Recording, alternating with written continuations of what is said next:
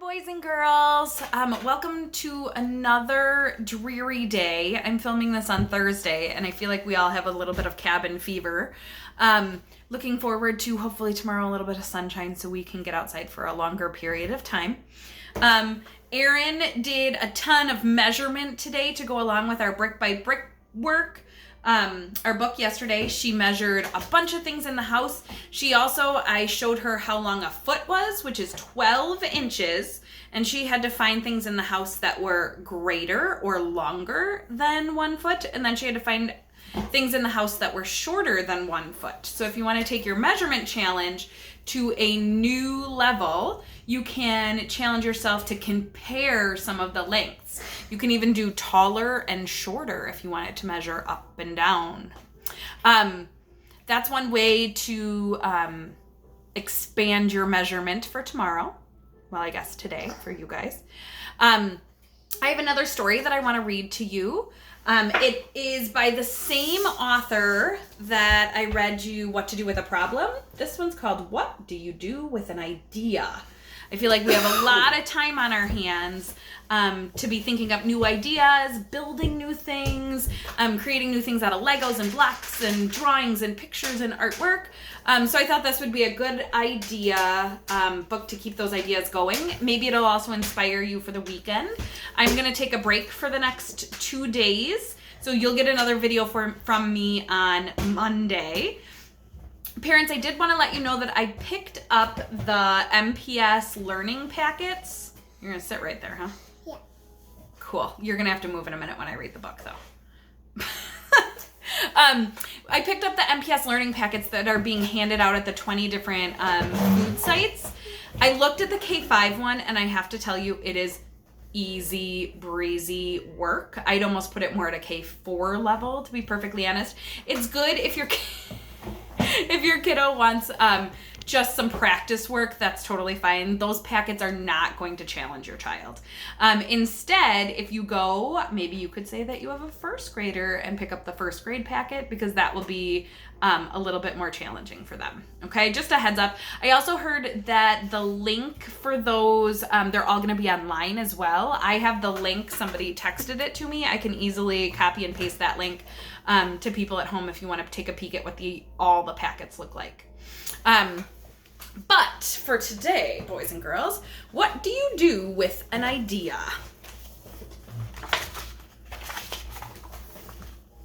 One day, I had an idea. Where did it come from? Why is it here? I wondered, what do you do with an idea? I think this is an art representation of his idea. Look at how colorful the idea is and how the rest of the illustration is dark. Interesting. That could be a chicken.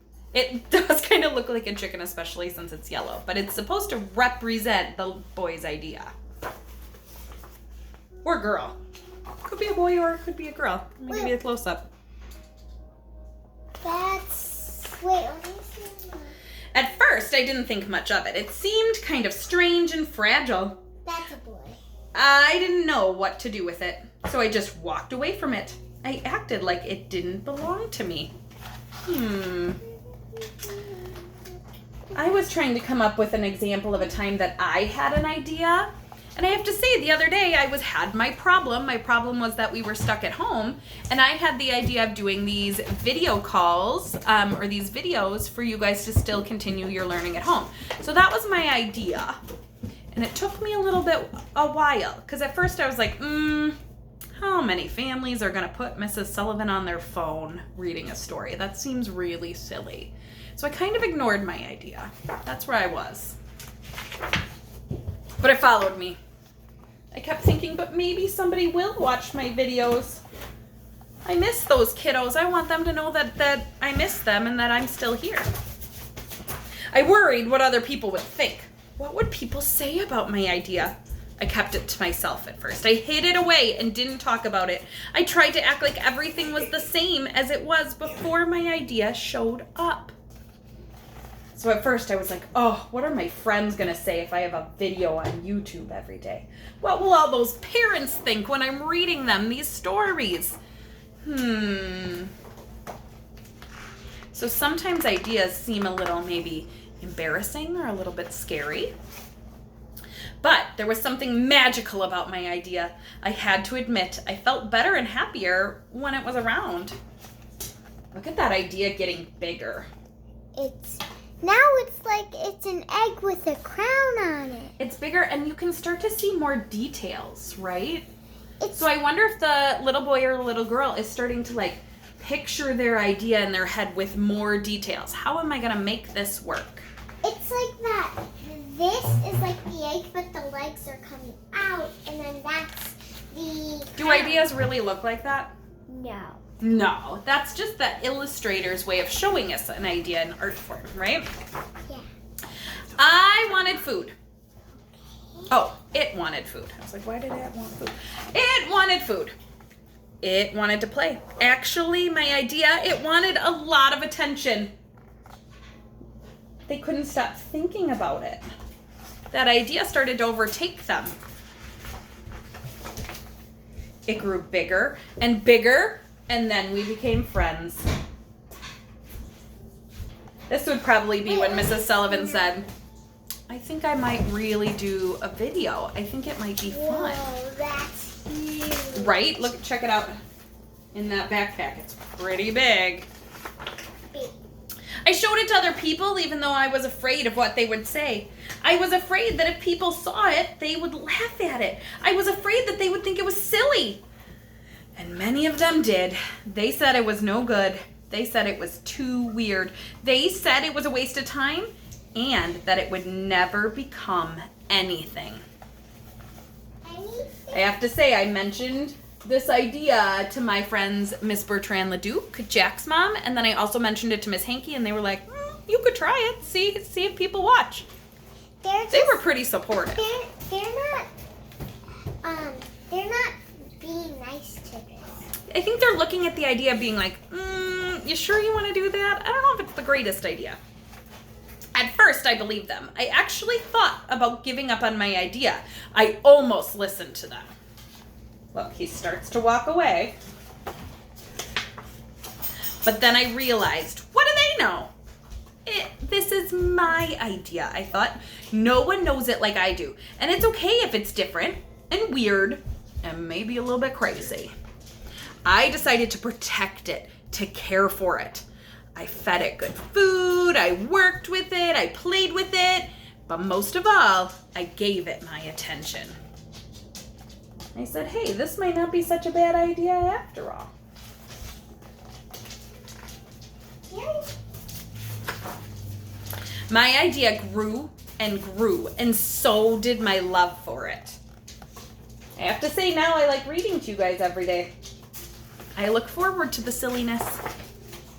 I built it a new house, one with an open roof where it could look up at the stars, a place where it would be safe to dream.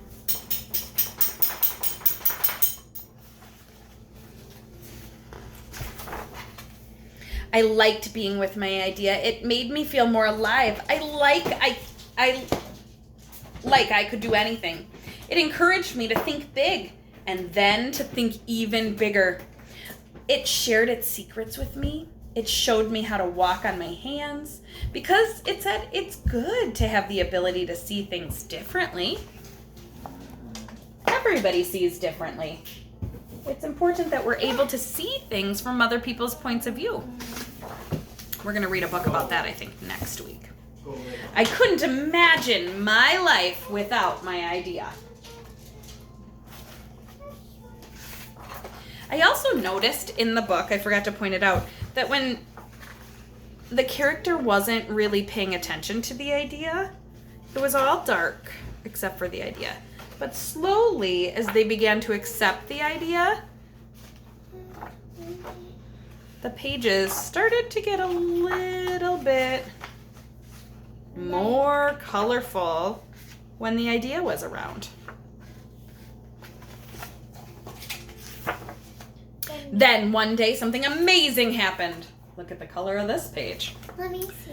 My idea changed right before my very eyes. It spread its wings, took flight, and burst into the sky. Look at how colorful the character's world became when they finally embraced the idea. Yeah. I don't know how to describe it, but it went from being here to being everywhere. It wasn't just a part of me anymore. It was a part of everything. Even everybody. Everything, everybody. Everybody was supporting the idea. And then I realized what to do with an idea. You change the world.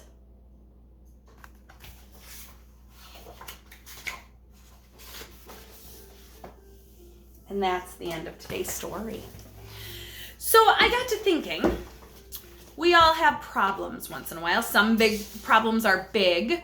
We've talked about big problems before, like keeping people safe. We've talked about smaller problems before of losing a toy or losing something around you, right? Yeah. We've talked about those little problems. We've talked about some of the big problems that even people in the world have to deal with. I want you to think of a problem. It could be a big problem. It could be a little problem. And I want you to come up with an idea. What could you do to solve that problem? Maybe you want to make sure every kid in the world has food every single night for dinner. You could dream up a big plan of having restaurants donate food or things that you might not be able to make happen right now, but I want you to dream really big and think of some big solutions. You could think of ways to keep people safe. You could dream up an amazing automobile or car that doesn't use gas so that people don't have to worry about pumping gas anymore. Or you could work out some kind of recycling monster that goes around and eats up everybody's garbage so that we don't produce as much garbage in the world. I want you to come up and design an idea to go along, thanks dogs, to go along with a problem that you know is happening. It could be a problem at home, it could be a problem for the world, it could be a problem for our city or school, anything. Climate change, coronavirus. Just to name a few. Thanks, Ox. You can draw an amazing picture and then go back and do what you did on Monday. So moms and dads, split that paper in half. Top part of the paper will be where they do their illustration of their great idea. And then underneath, 3 sentences of what they're going to do with their idea. Okay? Or what their idea is. On Monday, I introduced the words to Erin of first, next, and last. And so she started her first sentence with the word first, her second sentence with next, and her third sentence with last. And I think that those transition words just helped her stay organized. So that would be a good idea as well. Just a little tip. Otherwise, dream big on those ideas. Practice your writing. Go around and measure some things that are larger or longer than 1 foot, greater than 1 foot, or less than 1 foot, or shorter or smaller. Okay? And have a really good weekend. I'll post another video for you on Monday. We made it through week 1. Parents, that's more to you. Cheers. And I'll see you back Monday. Bye, guys.